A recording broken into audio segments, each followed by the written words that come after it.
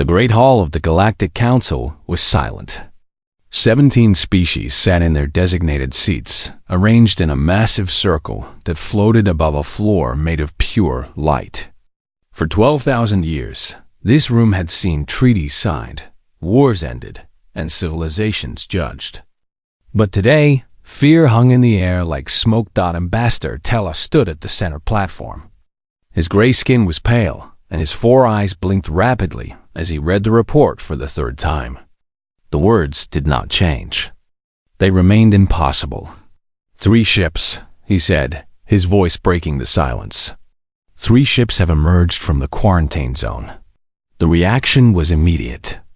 Councilor Myra of the Helix rose from her seat, her crystalline body flickering with angry light.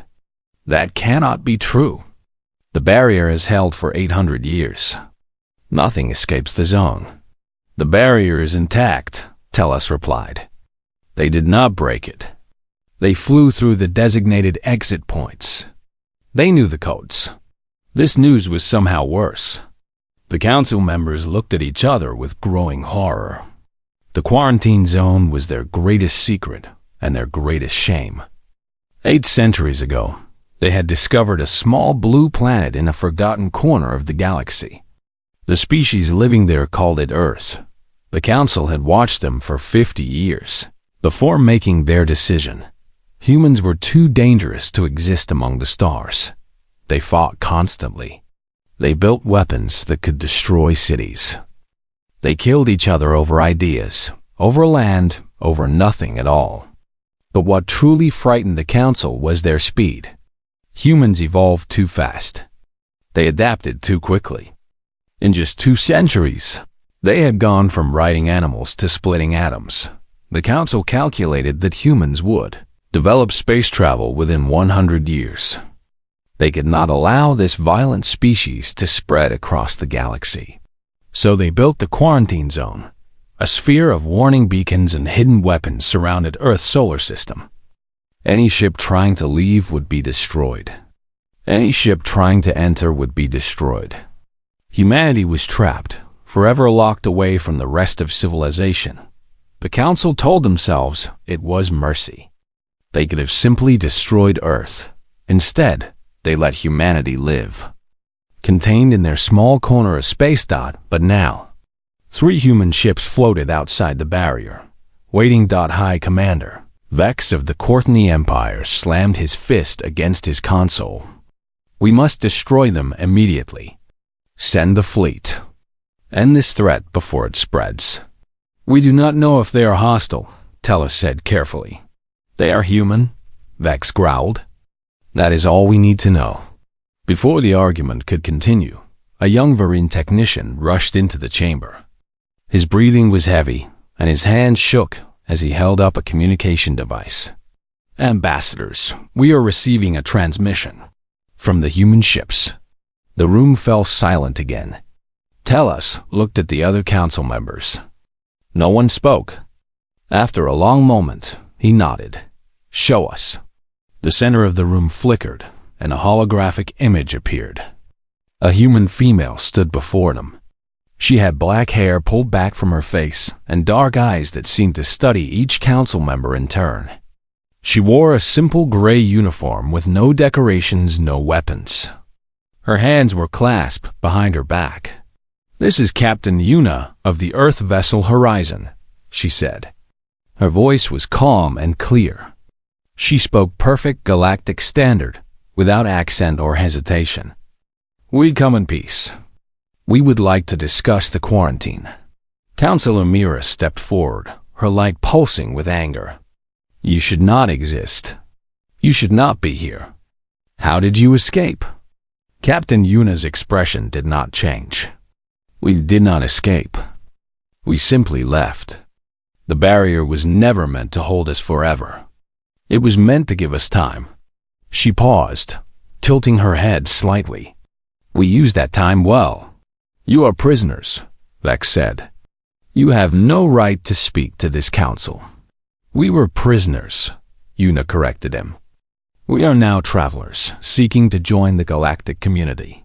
We have watched your civilization for 200 years. We have learned your languages, your customs, your laws. We come with respect and hope. Ambassador Tellus raised a hand to silence the growing murmurs. He studied the human on the screen. She was small compared to most council species, fragile-looking, but her eyes held something that made him uncomfortable. It was not anger or fear. It was patience. Deep, endless patience. "How did you learn the barrier codes?" he asked. Una smiled slightly. "You placed warning beacons around our system. We captured one. We studied it for 30 years before we understood its technology. Then we built our own ships using what we learned." "You reverse-engineered council technology," Tellus said slowly. "While trapped in quarantine, we had nothing else to do." The statement was simple, but its meaning was clear. Humanity had been locked in a cage, and instead of dying, they had learned to pick the lock. Vex leaned forward. "This proves they are dangerous. They must be contained. Or destroyed." "We have done nothing wrong," Una said, addressing the entire council now. "We have not attacked anyone. We have not threatened anyone. We simply wish to talk." "Your species is violent by nature," Councilor Mira said. "Your history proves this."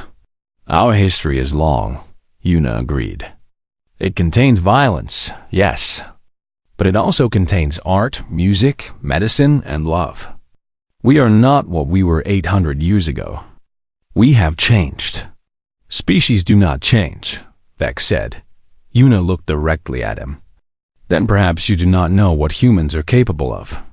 The transmission ended. The council chamber erupted in chaos. Some demanded immediate military action. Others called for caution. A few sat in stunned silence, trying to understand what they had just witnessed.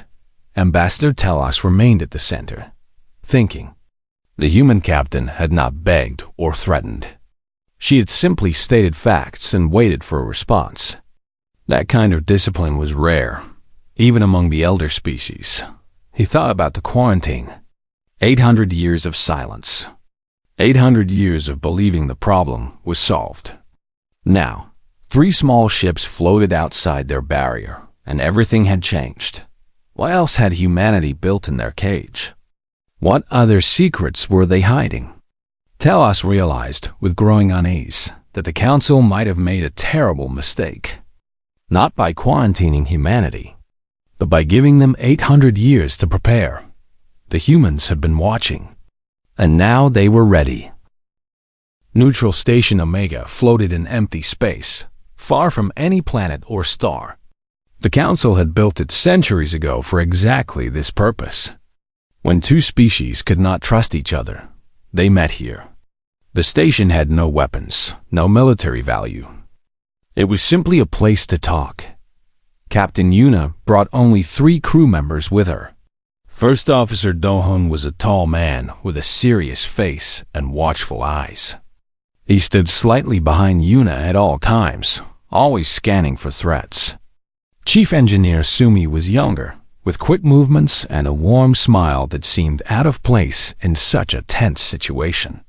Science Officer Jinho walked with his hands clasped behind his back, studying everything with obvious curiosity. The council sent 12 representatives, along with a security force of 50 soldiers. Hidden behind a nearby moon, 3 battlecruisers waited with weapons ready. The council was taking no chances. Ambassador Tellus met the humans at the docking bay. He was surprised by how small they were. The tallest human, Dohun, barely reached his shoulder. Their bodies seemed soft, fragile. No claws, no armor, no natural weapons of any kind. And yet the council feared them more than any species in the galaxy. "Welcome to Neutral Station Omega," Tellus said formally. "We appreciate your willingness to discuss matters peacefully." "We appreciate your willingness to listen," Una replied. They walked together through the station's corridors. Council soldiers lined the walls, weapons visible. The humans did not seem bothered by this display of force. They walked calmly, looking around with interest, but not fear. The meeting room, was large and circular, with seats arranged facing a central platform. The 12 council representatives took their places. The 4 humans stood in the center, surrounded on all sides. Councilor Mira spoke first. "You claim humanity has changed. Prove it." Yuna nodded to Jinho, who stepped forward and activated a small device. Holographic images filled the room. Charts, graphs, maps, and videos flickered in the air. 200 years ago, we discovered the quarantine barrier, Jinho explained. His voice was calm, almost like a teacher giving a lesson. We could have tried to break through immediately. We had the technology. But our leaders made a different choice. They decided to use this time to fix our problems.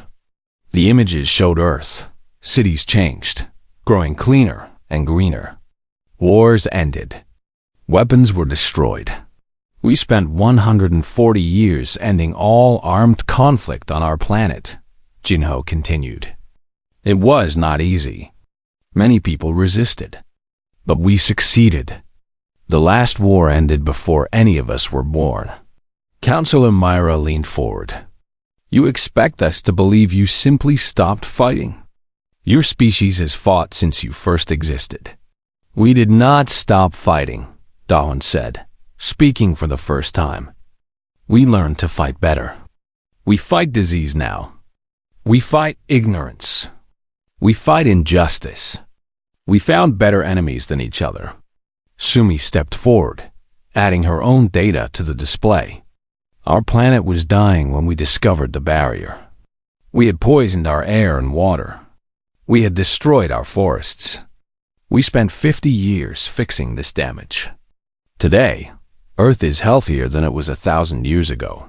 The images show blue oceans, vast forests, and cities that worked with nature instead of against it. Ambassador Telos studied the data carefully. You developed all this technology while trapped in one solar system. Without access to galactic resources? We had no choice, Yuna said simply. We could not leave. So we learned to make the most of what we had. You also built weapons, Vex said from his seat. His voice was harsh, accusing. Do not pretend you are peaceful. Show us your weapons. The room fell silent. Yuna looked at Vex for a long moment before nodding. Yes, she admitted. We built weapons. Better weapons than we ever had before. She paused. But we have not used them against each other in 140 years. They exist only for defense. Defense against what? Telos asked. Against anything that might threaten Earth, Dohom replied. We knew the quarantine might become permanent. We knew we might face threats from beyond. So we prepared. Councilor Mira made a sound of disbelief. You expect us to trust a species that builds weapons in secret? Sumi spoke then, her voice soft but clear. You built a cage around our world and left us to die.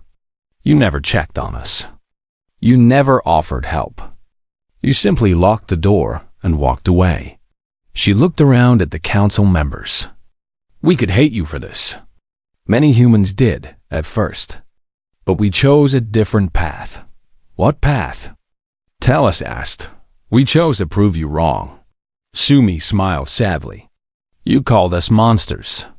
We decided to become better than that. Not for you. For ourselves. The room was quiet. The council members looked at each other, uncertain. This was not what they expected. They expected threats and demands. They expected primitive aggression. Instead, they found calm, patience, and something that looked almost like forgiveness. Yuna stepped closer to the council seats. We are not asking to be trusted. Trust must be earned. We are only asking for a chance. Let us show you who we have become. Let us work beside you. In time, perhaps you will see that we are not your enemies. Ambassador Telos looked at his fellow representatives. Some seemed thoughtful. Others remained suspicious. Vex's face was dark with anger. We will need to discuss this, Telos said finally. Of course, Yuna nodded. We have waited 200 years. We can wait a little longer. The humans left the room, escorted by guards. Telos watched them go, thinking about everything he had seen and heard. The data seemed real. The humans seemed sincere. But could a species truly change so much in such a short time? He remembered the old reports about humanity. The wars, the weapons, the endless violence. Then he thought about the woman who had stood before them.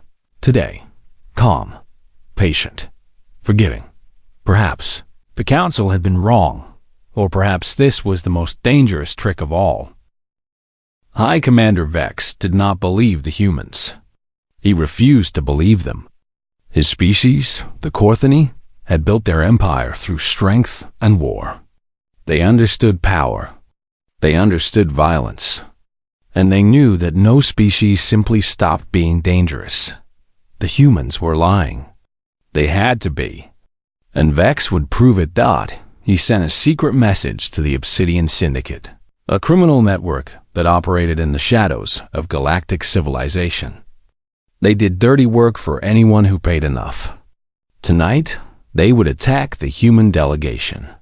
When the humans fought back, when they showed their true violent nature, the Council would have no choice but to authorize military action.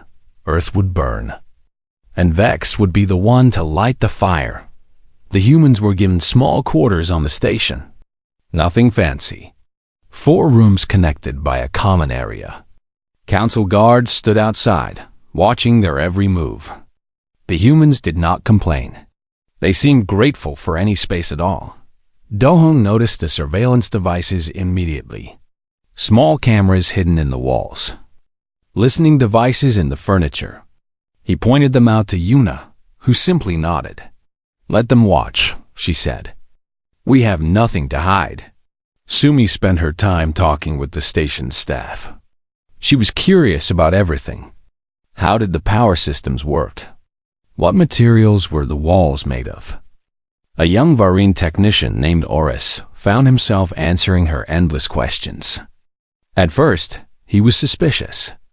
But Sumi's warmth was genuine, and soon he was showing her the station's engineering bay, explaining systems that most visitors never saw.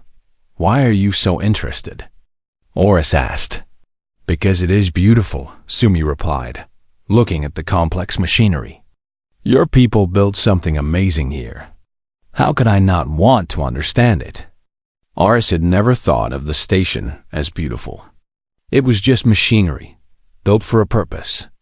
But seeing it through Sumi's eyes, he began to appreciate what his people had created. Jinho spent his time with council scientists, sharing Earth's medical advances. He showed them cures for diseases that had plagued other species for centuries. The scientists were skeptical at first, then amazed, then hungry for more. Humanity had solved problems in unique ways, approaching science from angles no one else had considered. How did you develop this treatment? One scientist asked, studying a cure for a genetic disorder. A young doctor on Earth had a theory, Jinho explained. No one believed her at first. But she kept working, kept testing. After 12 years, she proved them all wrong. He smiled. Humans are stubborn. It is one of our better qualities. The attack came at midnight. The station's lights flickered and died. Emergency power kept the corridors dimly lit, but the security systems went offline. The guards outside the human quarters received a false order to report elsewhere. For 3 minutes, the humans were alone and unprotected. The syndicate operatives moved like shadows. 5 of them, armed with plasma weapons, slipped through the darkened corridors. They were professionals. They had killed hundreds of targets across the galaxy. 4 unarmed humans would be easy. They were wrong. Doan heard them coming. His training was different from anything the syndicate had encountered. On Earth, humans had spent centuries learning to fight, to survive, to protect. That knowledge did not disappear just because wars had ended. He woke the others with a whisper. By the time the operatives breached the door, the humans were ready. The fight was brutal and fast. Plasma fire lit the darkness. Furniture shattered. Bodies moved in the chaos. When the station's security forces finally arrived, they found all 4 humans alive. 3 syndicate operatives lay dead. 2 more were restrained, their weapons taken. Sumi knelt beside one of the dead operatives, her expression sad. Her arm was burned from a plasma blast, but she ignored the pain. "We did not want this," she said quietly. "We tried to take them alive." Doham stood in the center of the room, breathing heavily. Blood ran from a cut on his forehead. He had killed 2 of the operatives with his bare hands when they threatened Yuna, but he had also saved 2, knocking them unconscious instead of finishing them. Security Chief Toro surveyed the damage. 5 trained assassins against 4 unarmed humans. The humans had won. They had killed only when necessary. They had shown mercy when possible. This was not the behavior of mindless monsters. The investigation moved quickly. The captured operatives revealed who had hired them. High Commander Vex was arrested before morning. His plan had failed completely. Instead of proving human violence, he had proven human restraint. Yuna stood before the council the next day. Her uniform was still stained with blood. She had refused to change it. "We were attacked in our beds," she said calmly. "We defended ourselves. We killed 3 who left us no choice. We captured 2 who we hope can provide information." She looked at each council member in turn. "This is who we are. We fight when we must. We show mercy when we can. We do not seek violence, but we do not run from it." Ambassador Telos studied her carefully. Most species would demand revenge. Most species would use this attack to justify war. "We are not most species," Yuna replied. "We want peace. Real peace. That means not letting one person's hatred destroy what we are trying to build." Vex was removed from his position and sent to prison. The Korthani Empire issued a formal apology. The mood in the council began to shift. Slowly, carefully, some members started to believe that humanity might be telling the truth. Sumi found Arose in the engineering bay that evening. Her arm was bandaged, but she was smiling. "Are you all right?" he asked, clearly worried. "I will heal," she said. "Are you all right? This must be strange for you, seeing humans fight." Arose thought about this. "I expected you to be different," he admitted. "More angry, more violent." "We are angry," Sumi said. "But anger is just a feeling. What we do with it is a choice." She looked at her injured arm. "Tonight we chose to survive without becoming what everyone fears. That matters more than the anger." Arose nodded slowly. He was beginning to understand something important. Humanity was not less dangerous than everyone believed. They were perhaps more dangerous. But they had learned to control that danger, to direct it, to choose when and how to use it. That was more impressive than any weapon. The first test was over. Humanity had passed, but greater challenges lay ahead. The warning came from the edge of the galaxy. A research station detected something massive moving through empty space. At first, they thought it was an asteroid field. Then they realized the objects were moving with purpose, changing direction, accelerating dot ships. Thousands of them thought the Voidborn had returned. Ambassador Telos remembered the old stories. 3,000 years ago, the Voidborn had swept across the galaxy like a plague. They were not like other species. They did not negotiate. They did not colonize. They simply consumed. Every world they touched was stripped bare. Oceans drained. Forests burned. Entire populations devoured to feed the endless hunger of the hive. The council had defeated them, but the cost was terrible. Hundreds of worlds destroyed. Billions of lives lost. The war lasted 80 years. When it ended, The survivors believed the Voidborn were gone forever. They were wrong. The emergency session of the council was chaotic. Species that had been arguing about humanity suddenly forgot their differences. The data projections were clear. The Voidborn fleet was larger than before. Much larger. Over 1,000 ships, each the size of a small moon. Councilor Mira presented the military analysis. Her crystalline form flickered with stress as she spoke. Our combined fleet numbers 800 vessels. We are outnumbered. Our weapons have not improved significantly since the last war. The Voidborn, however, appear to have adapted. How long until they reach inhabited space? Telos asked. 40 days. The first world in their path is Corinth Prime. Population, 8 billion. The room fell silent. 8 billion lives. And that was just the beginning. After Corinth Prime, the Voidborn would continue inward. World after world would fall. The calculations suggested total galactic extinction within 5 years. Captain Yuna requested permission to speak. Some council members objected, but Telos overruled them. In this crisis, they needed every voice. We can help, Yuna said simply. High Chancellor Prex, the oldest member of the council, leaned forward. Help how? Your species has 3 ships. You have been isolated for 8 centuries. What can you possibly offer? Yuna glanced at her crew. Doan nodded slightly. This was the moment they had prepared for.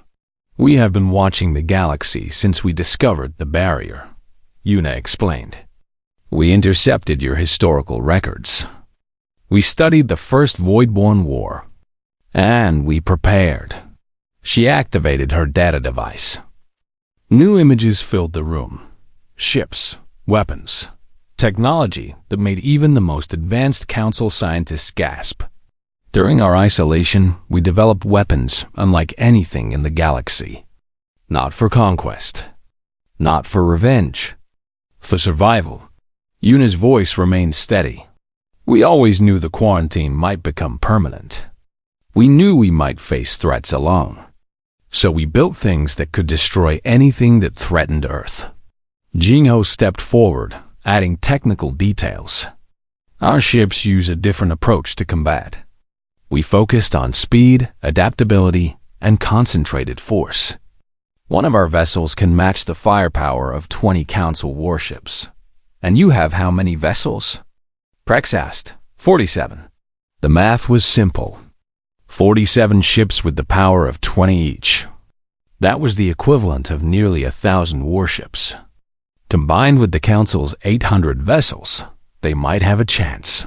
But Councilor Mira was suspicious. Why would you help us? We imprisoned your species. We left you to die. You owe us nothing. Yuna turned to face her directly. You are right. We owe you nothing. She paused. But we are offering anyway. Why? It was Sumi who answered. Her voice was soft but carried through the entire chamber. Because that is what neighbors do. You live in the same galaxy as us.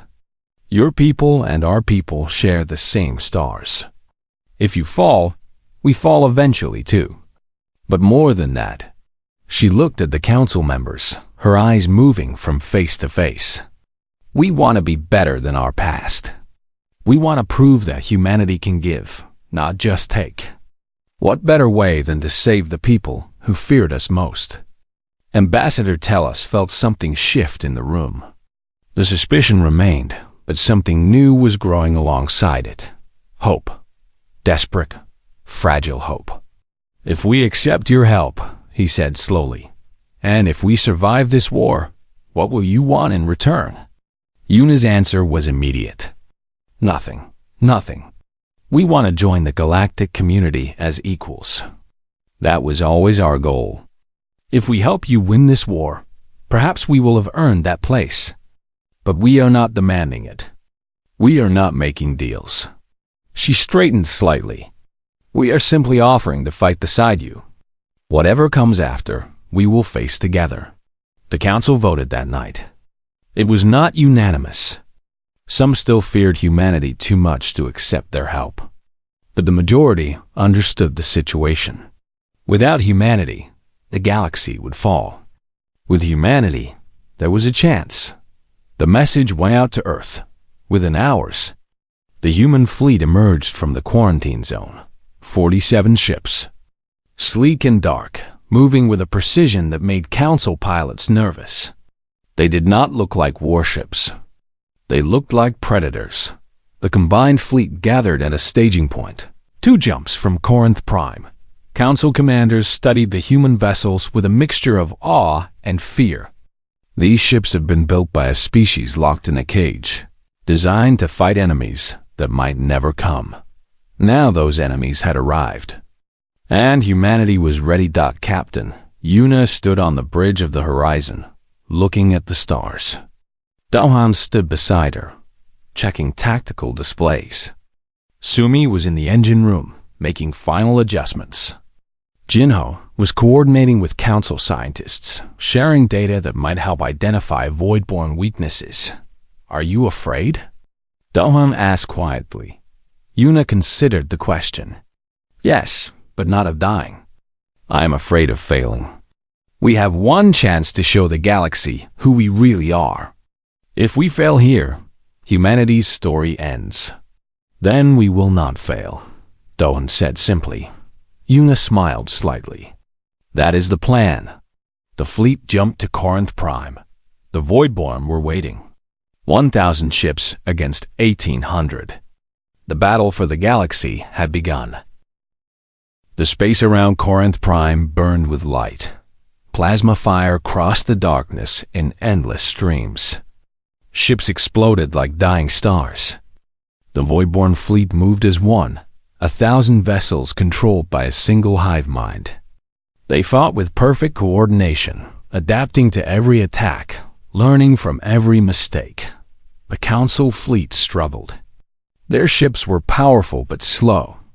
Their tactics were outdated. Within the first hour, they had lost 50 vessels. The Voidborn had lost only 12. Then the human ships entered the battle. They moved differently. While Council vessels relied on heavy armor and massive weapons, the human ships were fast and precise. They darted through enemy formations, striking weak points, disappearing before the Voidborn could respond. Their weapons were strange, using technologies that Council scientists did not understand. Beams of light that bent around obstacles. Missiles that seemed to think for themselves. Sumi sat in the Horizon's engine room, surrounded by screens showing power levels and system status. Her hands moved constantly, adjusting, optimizing, pushing the ship beyond its normal limits. Every engine had a safe operating range. Sumi ignored those ranges. She knew exactly how far she could push before something broke. "Rerouting powered forward batteries," she called through the communication system. "Dohan, you have 30% more firepower for the next 60 seconds. Use it." On the bridge, Dohan flew the Horizon through a storm of enemy fire. His hands were steady on the controls. His eyes never stopped moving, tracking threats, calculating angles, finding paths through the chaos. He had trained for this his entire life. Every simulation, every exercise had been building toward this moment. "Target acquired," he said calmly. Firing. The Horizon's main weapon struck a Voidborn command ship directly in its core. The massive vessel shuddered, then broke apart in a cascade of explosions. 3 smaller ships, linked to its hive mind, drifted aimlessly as their connection was severed. Jinho worked at his station, analyzing Voidborn communication patterns. He had spent days studying their biology, their technology, their way of thinking. Now that knowledge was paying off. "Captain," he said, "the hive mind operates through 17 primary nodes. If we destroy those nodes, the fleet will lose coordination. They will become individuals, confused, vulnerable." Captain Yuna studied the battlefield display. 17 targets among 1,000 ships. It seemed impossible, but they had no choice. Share the target data with all human vessels, she ordered. Coordinate with Council Command. We focus everything on those 17 ships. The next 2 hours were chaos. Human and Council ships worked together, fighting their way through void-borne defenses. For every node they destroyed, they lost ships. Council vessels sacrificed themselves to create openings. Human ships dove into formations that should have killed them, surviving through speed and skill. One by one, the nodes fell. When the 14th node was destroyed, something changed. The Voidborn fleet hesitated. Their perfect coordination wavered. Ships that had moved as one began to drift apart. Confused. Ambassador Tellus, watching from a command ship far from the battle, felt hope for the first time. They are weakening. Press the attack. The Allied fleet surged forward. Council warships, battered and damaged, threw themselves at the enemy with renewed energy. Human vessels led the charge, their strange weapons carving paths through the Voidborn formation. The 15th node fell. Then the 16th, only the hive ship remained. The massive central vessel, larger than any moon, hung at the center of the Voidborn fleet. Every remaining enemy ship moved to protect it. Thousands of weapons pointed outward, creating a wall of fire that no vessel could penetrate. Una looked at the tactical display. They had come so far, but the hive ship was too well defended. They would lose everything trying to reach it. There has to be a way, Doan said quietly. Sumi's voice came through the communication system. I have an idea, but it is dangerous. Everything today is dangerous, Una replied. Tell me. The Voidborn defenses are designed to stop large attacks. Hundreds of weapons aimed outward. But they cannot track something small enough. Something fast enough. Sumi paused. I can modify one of our shuttles. Strip everything except the engine and a warhead. It would be almost invisible to their sensors. Someone would have to pilot it, Jinho said. Into the center of that formation.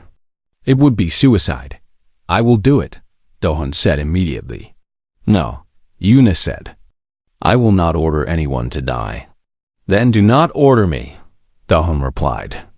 I volunteer. The bridge was silent. Una looked at her first officer.